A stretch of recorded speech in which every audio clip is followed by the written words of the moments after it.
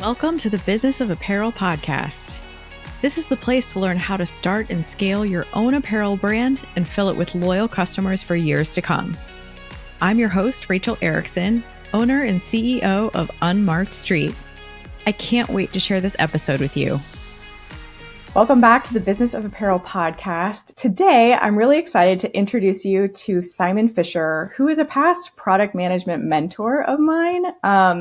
You guys might have heard a little bit in the past me talk about this product management mentor. And this, I always talk about it as someone who, along with all of the different managers that I had throughout my career, there was like one person who just really went above and beyond in teaching me, went above and beyond in like getting me in the right rooms, putting my name in front of the right people. And that was Simon. So I'm really, really pleased to have you here with me today and all of the things that you're doing with your career. So how are you? I'm great. Thank you for the introduction. That's, I think I'm actually blushing, which is awesome. It's my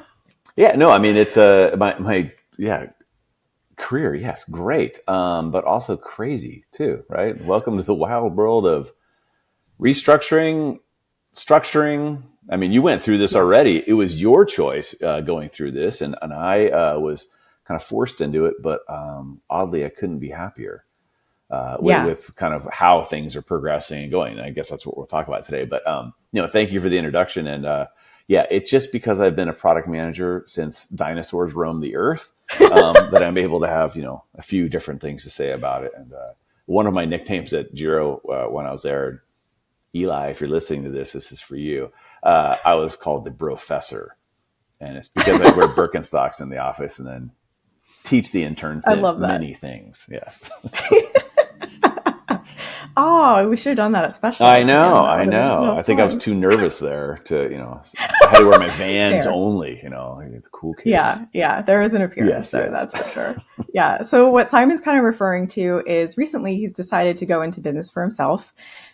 He's starting up a venture called Headspace Design Lab with a couple of his buddies, and Headspace is just such a cool name for a helmet company. It's like perfect. I think that's awesome.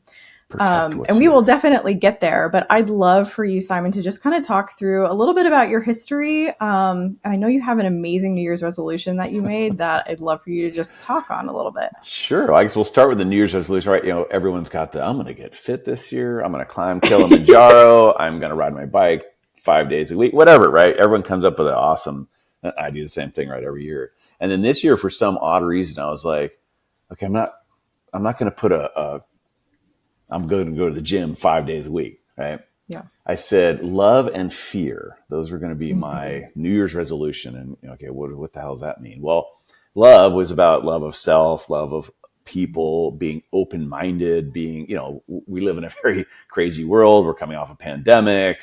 We're all learning how to be in the office together. So very much about like loving yourself for wherever you're at and then pushing that back out to other people, friends, colleagues, family, enemies, whoever you want, right? Exactly. And then fear was not being afraid, but of challenging myself to things that I might fear. So that can be as basic as trying to learn to jump with flat pedals again on my mountain bike, or body surf a bigger wave than I've ever done before. Or like one of the things I jumped into was I'm going to try to actually learn Photoshop for the first time. Cool. That's a cool one. I can tinker with it, but actually learn it. And why am I afraid of it? Well, I'm like, I'm not going to be good at that. But that's a fear, right? Love and fear was my New Year's resolution. And then oddly, did I not know that? So I was working for Bell. As some of your listeners will probably know, Bell is owned by Vista, which is part of Giro and Blackburn and Rascals Crash and a million other brands that Vista has. They decided to restructure. And that restructuring meant that they were moving everybody out of Santa Cruz, which Bell and Giro have been here. I mean, I worked for Giro in 1992. And Giro was founded here in, I think, 84. And Bell's been in the Bay Area since, I think, 76. So many, many decades of work here. I was just driving past the building the other day and went, I cannot believe they're not going to be here. Nobody can believe it. And they said, nope, we're restructuring, which again, in corporate life, that happens. And moving all the positions that were remaining after a very extensive layoff, down to Irvine. And nothing against Irvine. Irvine's Southern California. The water down there is warmer, and I hit the wedge or whatever. But it was it became you move or not, right, and no remote. So we were left with, well, what do we do? And this is where a group of friends of us, and so love and fear came right in this. Like, I love these brands. I love the people I work with. Can I swear on this? Holy shit, what the fuck just happened? Yeah.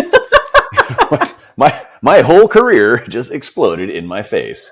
No, and so it was like, wow, okay, what are we going to do with that? And so it was an odd New Year's resolution that really came to a point. And I have two quick stories of what brought me to then saying, you know what?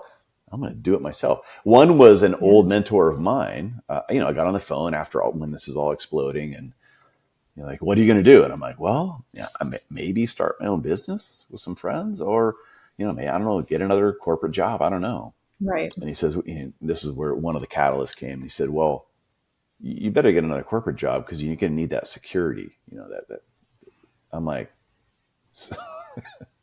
that is not the case anymore, right? The warm corporate blanket is no longer, it's threadbare, and there's no security or stability in that. It's just not anymore. Yeah. And so that was the first catalyst. Went like, wow, maybe I really should start my own thing, right? There's just as much risk in that as there is in going to work for another corporation. I mean, at this point, with how fast people are laying people off, it is. It's just as risky at this point. Yeah, and I won't bash on my previous employer, but when you have executives making obscene amounts of money and you have, people being laid off left, you're like, wow, this is just not, I'm here for the product and the people and making awesome stuff and working with great people. So that was the first one. And then the second one happened when I was dropping off. I was borrowing a Zero motorcycle for a while, which are awesome and super fun. And probably something I should not own, but it was amazing. And I dropped it off in Scotts Valley, which is where the Bell Giro office was. It's called Scotts Valley Drive. And it's just a long stretch of Scotts Valley. And on that there's hundreds of little businesses all over there. Mm-hmm. And I remember it just dawned on me as I was walking back, which is about, I don't know, maybe a half mile or mile walk. Like, shit, if all of these little businesses can stay afloat, survive, it cannot be that hard. I mean, I know it's a lot of work, but it was always this daunting thing of like, oh shit, like a business and I got to get a license. What about insurance? What about, I think it's the curse of people who think too much. They're like, oh no, it's too much. Can't do it. Absolutely. So anyway, I walked back through there and I was like, wow, okay, if these people can all do it, I should be able to give it a try. And that's when a group of us kind of locked heads together and started thinking about it. And then, here we are today. And so September 1, and I know exactly the day this podcast launched, but September 1, we will hit go. And we'll have That's amazing. Beautiful website. And I've had to look at your website and be like, oh shit, how am I going to make it look that good? I don't know. That has been a labor of love for a very long time, and we tinker with it all the time. So, I did this thing called Mount Freelance. So as we kind of started to do Mount Freelance, is these two guys out of Portland, and they primarily are within the creative space. But I really loved they're funny, and they're also very knowledgeable, obviously, of freelancing and what to charge people and everything else like that. But one of their tips, which I took to heart, and I'm like, that's exactly right, is, as a freelancer, right, there's no corporate blanket, you have to charge more because that's just, you have to pay for your insurance and your own overhead and everything else. All that. Yeah. So, but if you've been in corporate world for a long time, you're like, wait, what? I can't charge that much. How do I do those things? They're going to laugh me right out of the room. But one of the things they said was, like, for your website, like, don't have it look terrible. Make it look professional. Make it, post things on LinkedIn. And I always look at your stuff. I'm like, that's exactly right. Right. You've got to make it look professional. It's got to look expensive, because ultimately, you're offering a product that is worth every bit of that. So, don't undermine yourself with a shitty website that you assembled at home. Yeah, I've always been taught like that's the whole point, right? Is through social media and all of that, your goal is to bring everybody to your website and you want to be able to really represent And yourself on that website. So that's represent perfect. yourself and show people what your capabilities are and everything else. So it's yeah. So Yeah. anyway, it all kind of came to right from this like realization that that getting a corporate job was not going to be a safe place. Yeah. I am like I'm in my 50s now, so it's not like I have like 40 more years of at some point we get to retire, right? You're right, So, exactly. but That's but the that goal. that security blanket was no longer there, at least in my mind. Yeah. And so, and then this realization, like small businesses can thrive, but Hmm. as you know full well, it's a lot of hard work. Yeah. It's a lot of pulling your bootstraps, but it's also, I mean, when you're working for yourself, it's you find you have a lot more energy, which is really cool. It is true. Yeah. That is very true. And you come from such a background of product management. And so I've stolen this story for you. I'm just going to be point blank. Please I've tried do. to tell it multiple times. I don't tell it as well as you, though. So I'd love for you to tell the octopus Mm, position kind of story that you told me a long time yeah. ago. And I tell my clients this just to kind of relay what it is that we're trying to do at Unmarked Street. And I think this is exactly why you will be an amazing entrepreneur. Well, yeah, the octopus story. So that actually came about originally when I was a guest speaker at College of the Redwoods, and a friend of mine was the like business 101 class, and he would bring in guest speakers, and he's like, I want you to give a talk about what you do. Right? I'm a product manager, so and product management for everybody. Product management's a great category because a lot of people see it as romantic. Ooh, you get to Uh-huh. just think about the new world and you get to play with all the toys and all the product. And that is true, right? You do get to do that. Yeah. But it's also an immense amount of juggling. Yes. You're responsible for everything, in charge of nothing. And that's where That's so true. this octopus thing is, that you effectively have tentacles into all of the different parts of the business, and they all need to work together, right? Mhm. They from the start of a brief, right? That's a product management writes the brief or sets a line plan, then writes a brief, all the way through to operations and people getting it shipped on time and having Mhm. marketing marketed at the right time, making sure it hits the market at the right price. Except in Yep. pandemics, then everything goes out the window. Um, but yeah, the octopus basically has its tentacles in all of the different aspects of the business and has to effectively orchestrate all of them, but without Yeah. being like, you have to do this, right? Right. Because that's the, Yeah. It has to also create like team yeah. cohesion and yeah. And you can't just, you're not in charge of everything saying you must do this now. Like you have to say, hey, this is coming and how can we plan Yeah. and get this together? So yeah, so the octopus is always a fun one because it's, again, that responsible for everything, in charge of nothing aspect to product management. That is also, I find, is been exceptionally good training for this budding entrepreneurial endeavor with Headspace, because Yeah. Absolutely. you have to put your tentacles in everything in order to make it Mhm. all move. Or you wear so many different hats as a small business owner, especially when you're starting out. And I think too, I've always said, even when I started my business, if I hadn't have kind of been forced into product management, at first I didn't want it. I just wanted to stay in development. And I think if I hadn't been forced to take it on, like I wouldn't have even known how to run a company or how to do any of it.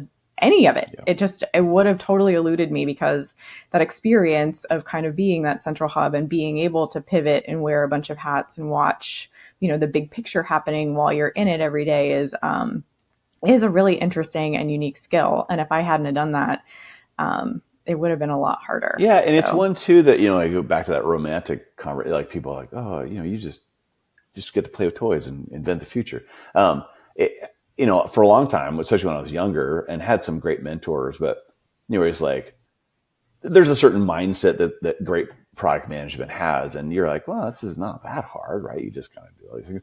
But then you'd see really smart people. I remember one guy who was an engineer in particular, and he wanted to get into product management. This is a very smart individual. Like he was really good at what he did. And he got into product management and he absolutely just cratered. He couldn't, Yeah. he was like, this is horrible. And he went back to Yeah, engineering. it's And I very remember hard. being like, oh yeah, I guess parts of this job are kind of hard. That it is something that you have to, work at, and it's something you learn. And yet there's not a lot of schools that go like, here's product management 101. I have not seen that class offered yet. Although like LinkedIn now has a lot of product management courses, which is kind of cool. I have seen that too. Yeah. So of course now I'm an entrepreneur. That's a whole other section. Chapter 12. Yeah, dive into that part. Actually, we joked about this is not another chapter. This is a new book.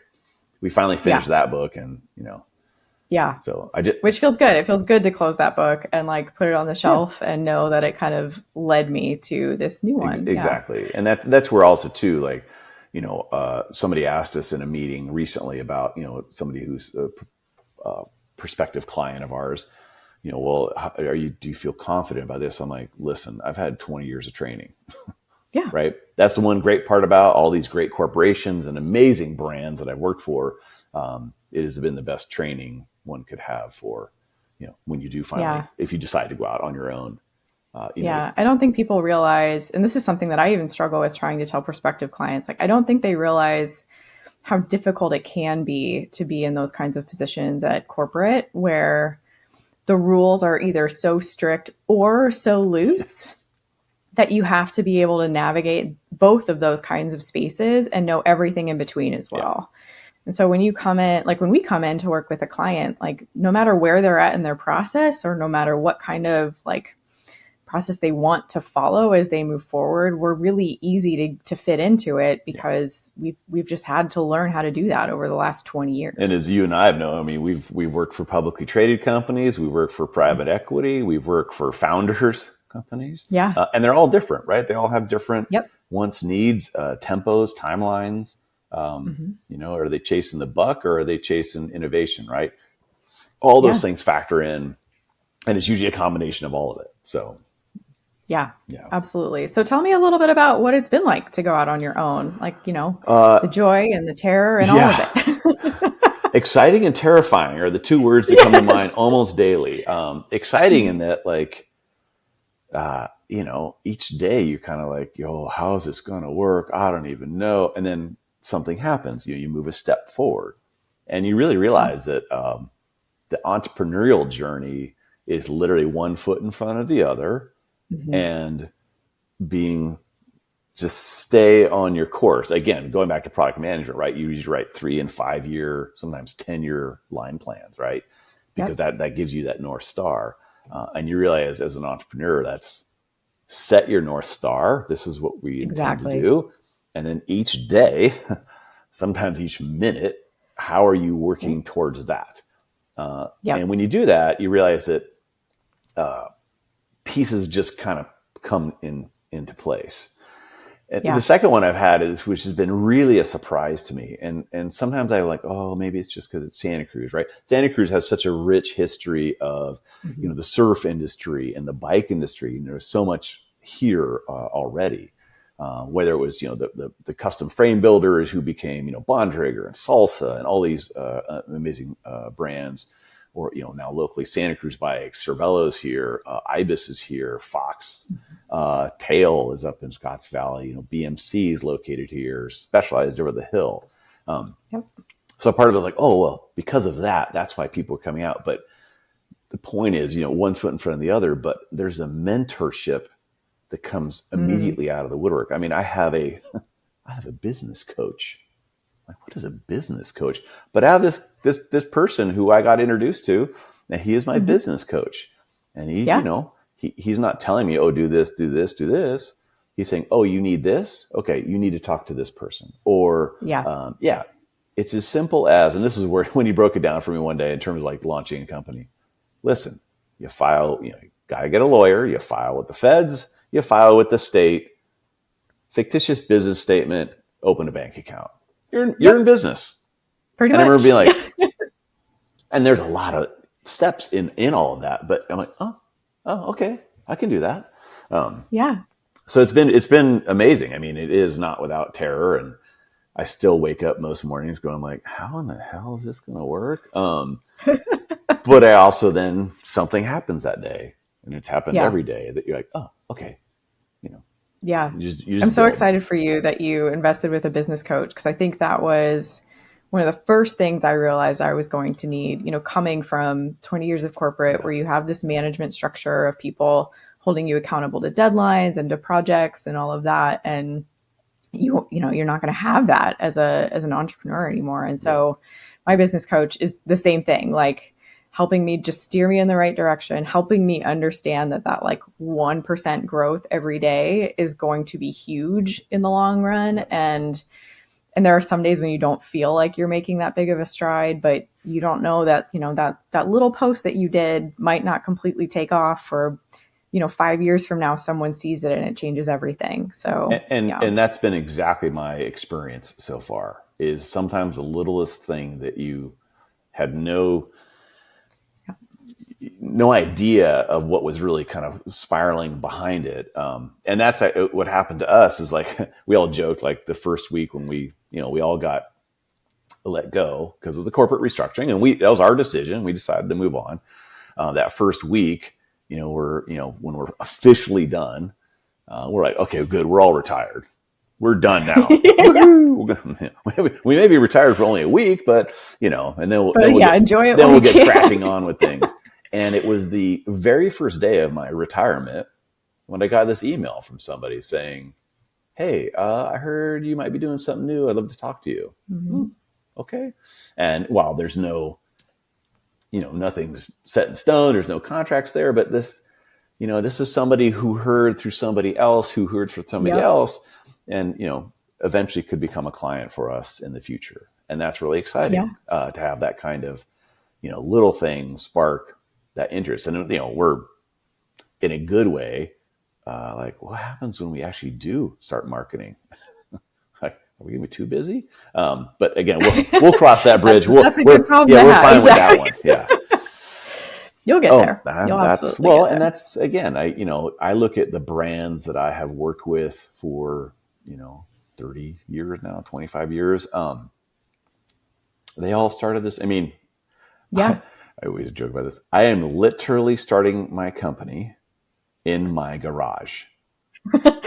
Just like all good, amazing. My back is like so sore right now from moving things, getting rid of stuff, dump runs, in order to literally move into our garage, because we won't move into our permanent facility until the end of the year.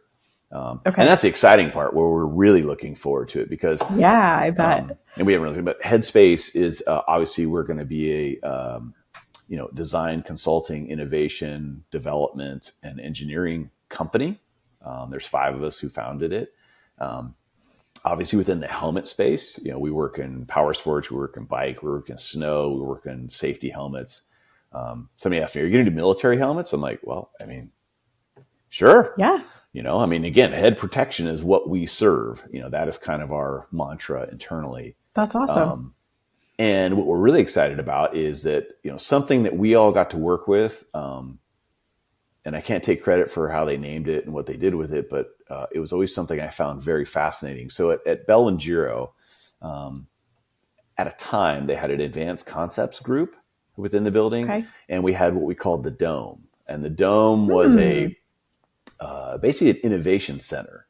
And it everything from like 3D printers and, the ability to CNC machine, basic parts and things like that, all the way through to testing. We had a small wind tunnel in there. There was, testing facility, all the things you need to test a helmet. And I was always amazed by that set of tools. And so effectively, Headspace is basically recreating a similar, we're doing it our way, but, we want to be that innovation center. We want to have that facility in-house. And so that's going to be so amazing, even for brands who can't afford to do that on their own. Exactly. That's and that's you say, what's your unique selling proposition, right? Why should the world give 3 shits about you and your company? Exactly. Is it over the years, so much has moved, whether it's now embedded in the factories, which again, there's no problem with that. Although when pandemics hit, things go a little sideways. You can't go there. And that embedding in the factory means that, you are testing along with, the 10 other brands that are also within that factory. and factories like many of them are very innovative. But a lot of their innovations come from making the product for less money or being faster or having more flexibility, lean manufacturing, all these things. And that's their job, right? If I owned a factory, that's what I would work on. As you know, you and I both worked with a amazing apparel factory. And, who I still refer everybody to. Oh man. I can't say his name because everyone would know now. But if you want the tip, come work with Unmarked Street for this factory. No, but I learned so much about innovation and not about innovating on stuff, right?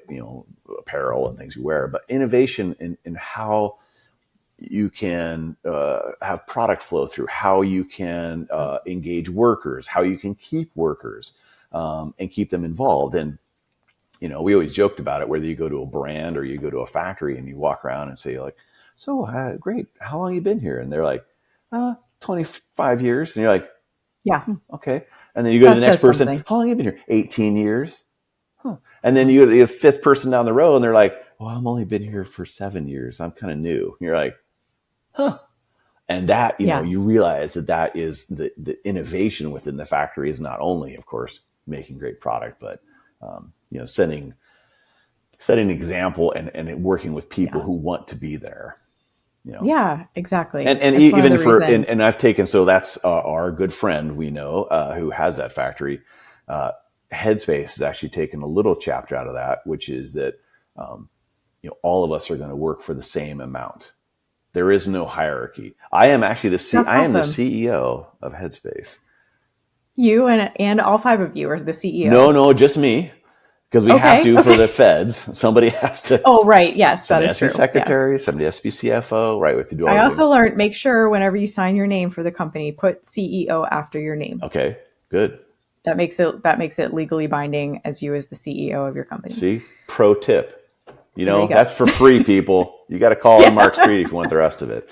And that's you're exactly right. And you have to kind of build that out. But we wanted to have a flat organization that when we profit in the future, hopefully not the distant future, then we share in that, and that'll be then how we hopefully make more money than we did in corporate life.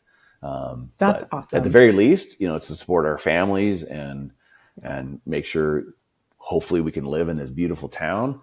That's where we're in it together. So, that's something we really sounds like you're already rolling. Like you've already got some people calling you. You've already got a few people you're chatting with. Yeah. I mean, I told this to one of the engineers on our team. I said, this is my guess is what will happen. Is we'll get a lot of interest real quickly. These are people we've worked with a long time. We'll get some clients, we'll get some things landed, but then we'll also have to turn people away. Say, we're full or we don't have it. And then what will happen is about 6 to 9 months from now, we'll have a dip, like where we'll have, a month or something where it's just like, there's not much going on, like panic, hit the panic button. I said, and then our work will start coming out. A year from now, right? Maybe more. Yeah, that's true. And when that work comes out, then that starts the new cycle. You say, where did that come from? Oh, wow. Such a good way of looking at it. It's, in product, right? And, I've had many different theories on product management, but, the quintessential one is the pyramid, right? Mm-hmm. And I remember it was a guy from Nike talked about, right? There's a pyramid and a pole.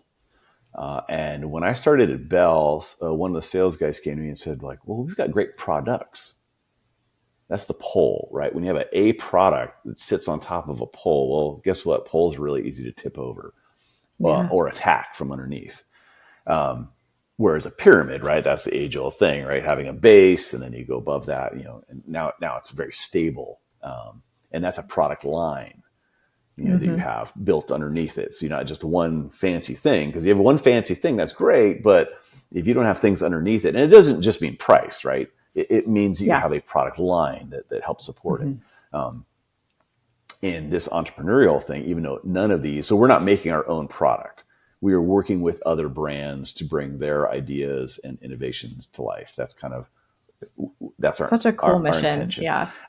But through that, we will see then many different products come to life in the marketplace. And just like it was when I worked for a brand, I want to take great pride and ownership in seeing those on a rider, on a power pole, whatever it is, right? We're military. I mean, whatever it is, I want to be able to see that. And, that's. I will say that definitely happens. And it's almost like you almost have more pride in those kinds of products, because not only have you helped them bring a cool product to life, but you've helped their small business grow as well. And that's what we're most excited by. The two things that we're the most excited to work with are clients who are small and scrappy, who are trying to elevate and go up, but don't have a test lab and don't have engineers who have 70 years plus experience. Exactly. And the other one is those who want to innovate, like real innovation. And that's where, we again slot into that kind of crack between, traditional, I got to make my money business, especially if you're publicly traded, and, the future, which is that, especially in helmet protection. I mean, I'll give them credit for it, right? At Specialized, innovate or die. Yep. Questionable how much is happening now, but that idea, I think, is absolutely sound, right? Yeah, is I the agree. Brands who innovate, the brands who are bringing what's coming next, are the brands who are going to thrive in the future, as long as they have good business practices and they do all their homework and market the daylights out of everything. But in recent stories, and if you follow Vans. Vans. I haven't heard a recent story about Vans. Well, Vans just, they've been doing a whole bunch of restructuring. They've got a new, CEO there. They're, obviously part of the whole VF thing. But they really got caught, quote, flat-footed. They relied so heavily on their classics, that made the same way. In fact, I went into a footwear factory where they were making the classic, Vulcan. Oh, that's so cool. Holy smokes. Like, that hasn't changed for, 40 years or whatever it is. Yeah. But they relied on that. And again, there was a period of time where every single teenager and, old person like me going like, yeah, that's cool. Wearing these old Vans. And they admitted that they relied too heavily on that. And that they had kind of stalled on really innovating, and innovation. And so, now they're recalibrating and doing a whole bunch of cool stuff. And again, I still wear my old Vans because I still love them. I was going to say, you would think a brand like that has like such a staple and is seen all over the place wouldn't need to think about innovation and building out a bigger line, but it just brings home that it's important for everybody. It's important for everybody. And although Headspace will not work with shoes. Even though I have now for many years worked in shoes and apparel. I've worked in the kayak industry. I've worked in the car rack industry. I've worked in the fitness industry, but helmets for me have been the most exciting category by far because they're part fashion. They're definitely functional in terms of like, what they do and how they look and, how your friends or cohorts perceive you. But at the end of the day, they're there to save your bacon, right? Yeah. Yeah, absolutely. They're such an important part of so many different industries. And so it's, they literally save lives. So, and I came up with a term, as you know, I like to always come up with 7,000 different terms. But when I was at Bell, and I really believed this, it wasn't something we marketed, but I called it 99 to 1. And 99 to 1 is that people buy a helmet based on 99 different reasons. It looks cool. It's ventilated. It's expensive. It has this. It has that. It has, speakers built, whatever it is that they, I like that color, right? Yeah. That's the 99. Yep. The 1% is, when things go sideways, when something bad happens, and nobody really wants to purchase based on fear. Right. What they want to purchase is like, that looks cool and everything else. But they buy it because ultimately, if something went wrong, they want that thing to function and hopefully they get back up and off they go again. Right. And being part of the cycling industry and being cyclists and riders for so long, you and I both know plenty of people who have literally been saved by their helmets. Oh, absolutely. So saved their lives. Important. And that's where, that's in product management, right?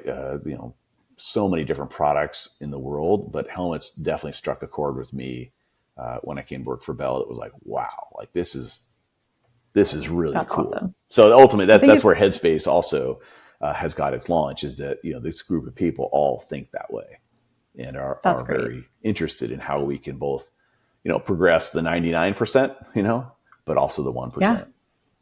I think it's such a good niche for you guys. And I don't know of anybody else out there doing it. So I think it's going to be great. There's very few. And, like even from a design standpoint, like ultimately we will probably have in-house ID, industrial design. Sure. But we actually decided in the very beginning to not have it in-house. And that's partly some reasons of people that we wanted, that we couldn't, that went to work for someplace else. But also we finally kind of came to the conclusion that, if we're working with a brand, that industrial designer needs to fit with that brand ethos and needs to, because that's the design of the product. Super and smart. then where we would slot in is that the engineering, development, and testing horsepower kind of behind it to literally bring it to life. So smart. Well, if you are out there interested in developing a helmet, or if you are in the cycling industry and you're looking for a couple of companies who can come in and take over a lot of this work for helmets and apparel, please contact us. Headspace Design Lab will launch officially on September 1st. And at Unmarked Street, we're ready for you whenever you're ready. We're ready. So I'm ready. So much. Yeah. We are chomping at the bit. We're ready to help people, ready to get some good product out.